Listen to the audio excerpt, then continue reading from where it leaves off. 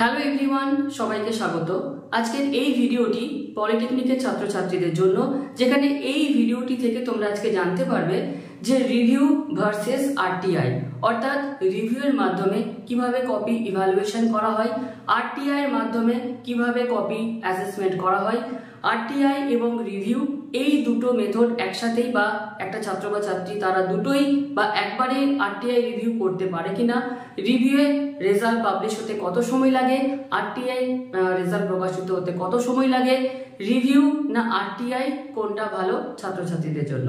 তো ভিডিওর প্রথমেই আমরা আসছি যে এই যে দুটো প্রসেস রয়েছে রেজাল্টের পর, অর্থাৎ এই দুটো প্রসেস সেই সমস্ত ছাত্রছাত্রীদের জন্য যারা সেমিস্টার পরীক্ষার পর দেখা যায় যে রেজাল্ট নিয়ে তাদের মধ্যে অসন্তুষ্ট রয়েছে। তো প্রথমেই জানিয়ে রাখি যে ওয়েস্ট বেঙ্গল স্টেট কাউন্সিলের তরফ থেকে আজ থেকে শুরু হয়েছে রিভিউয়ের প্রসেস। তো যে সমস্ত ছাত্র বা ছাত্রী যারা কোনো এক বা একাধিক সাবজেক্টে যাদের ব্যাক রয়েছে তাদেরকে অনুরোধ করব যে তারা যেন অবশ্যই রিভিউয়ের যে প্রসেস সেই প্রসেসেই তারা যেন যায়।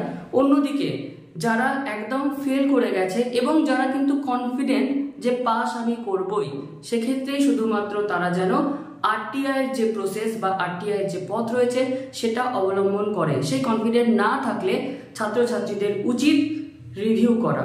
তো রিভিউয়ের ক্ষেত্রে যেটা আমাদের দেখা যায় যে ছাত্রছাত্রীরা রিভিউ করার পর কোনো বারই বা কখনোই তাদের মার্কস কমতে দেখা যায় না।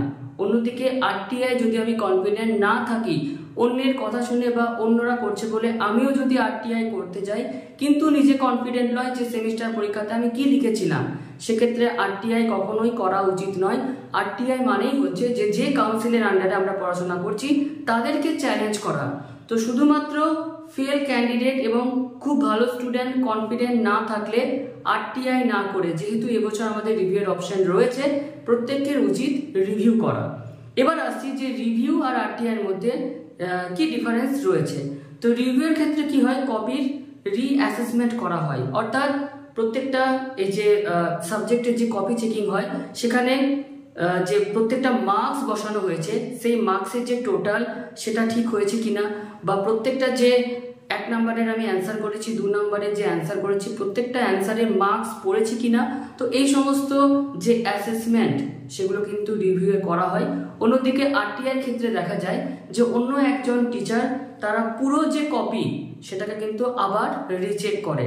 তো আরটিআই কিন্তু বেসিক্যালি হচ্ছে কি যে কাউন্সিলকে চ্যালেঞ্জ করা, যে যে মার্কস বা যে রেজাল্ট আমার হয়েছে সেটা আমি চ্যালেঞ্জ করছি। তো ম্যাক্সিমাম ছাত্রছাত্রীদের যেহেতু রিভিউ বা এই প্রসেস চালু রয়েছে এবছর, প্রত্যেকটা ছাত্রছাত্রীকে বলবো শুধুমাত্র ফেল কনফিডেন্ট ক্যান্ডিডেট ছাড়া আরটিআই প্রসেসে যাওয়া।